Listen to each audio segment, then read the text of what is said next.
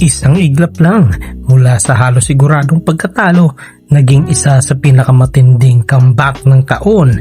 Paano nabura ng Golden State Warriors ang 13-point deficit sa fourth quarter laban sa Clippers, at paano muling naging bayani si Stephen Curry sa isang do-or-die na laban sa 2026 NBA Play-in Tournament.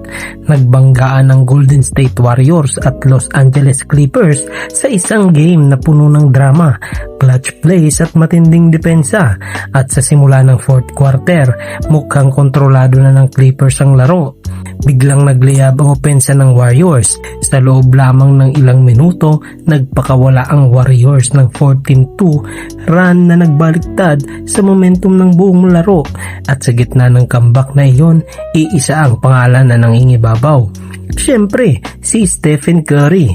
Natapos niya ang laban na may 34 points, pero ang pinakaimportante ay ang kanyang go-ahead 3-pointer sa mga huling sandali ng laro.